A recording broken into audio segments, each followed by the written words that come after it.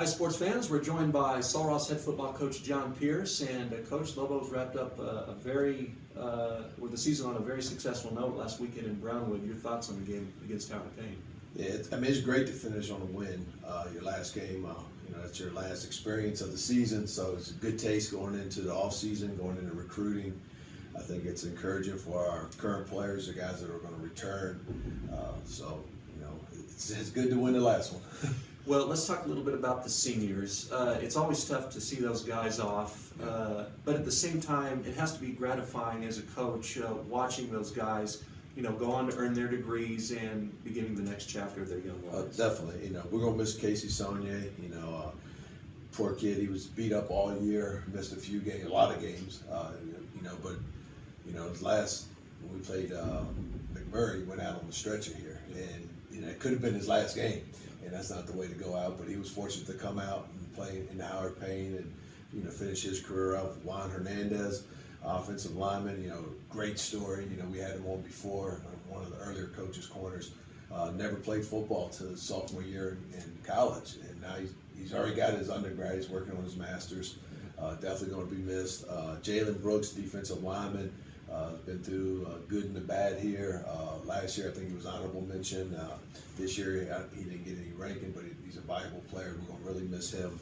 Calvin Henderson, possession receiver, battled through injuries as well. Didn't play his last two games, unfortunately. And he did tell me that he just got invited to a Division III All-Star game, so he may at least have another opportunity to play. Sure. So, and there was a bunch of other guys, role players. Colton Bronson never missed a thing. John Wilkinson's never missed a practice or a workout. Alvis Mahone actually started at the end when we got beat up at linebacker, so he'll be missed.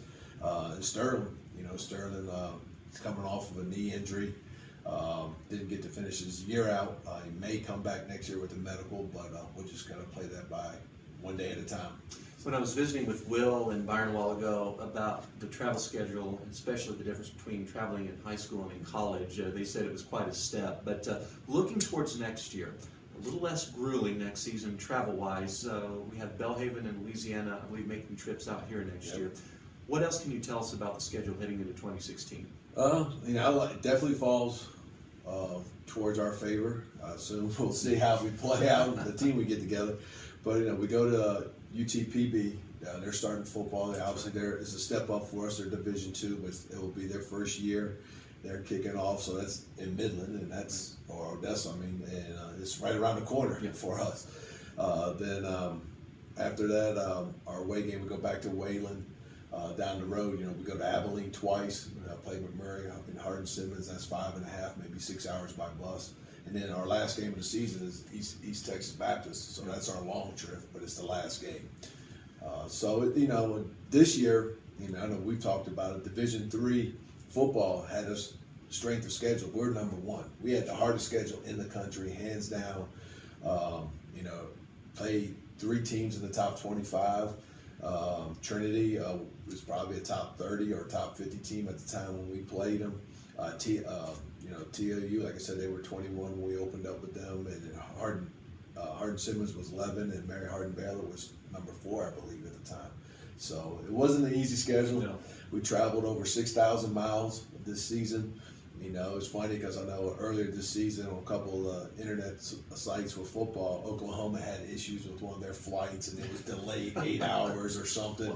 They don't know what it's like to be on a bus for 17 hours. I was going to say, it's hard to feel sorry for those big D1s when they get to sit on a nice, comfortable airplane, and we have to make those multi-thousand-mile bus trips. But had a nice contingency of players who earned some postseason honors in the conference.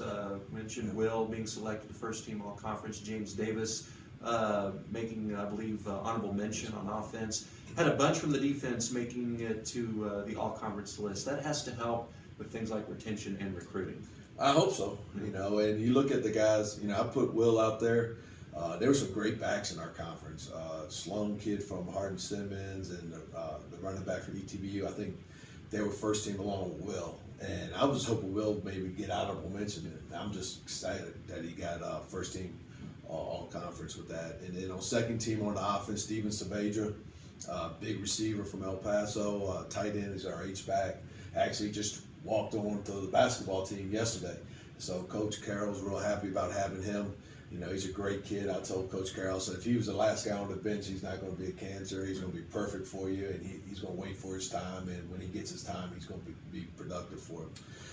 Defensively, we didn't get any first team ballots. You know, I thought Fernie Gonzalez was deserving. I think he was number 2 in the conference on tackles.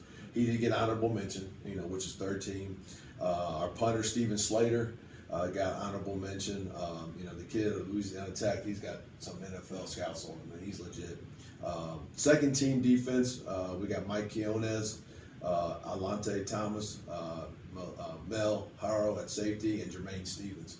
So, you know, Jermaine had about 5 blocked field goals this year for us, and, you know, had a 100-yard interception return.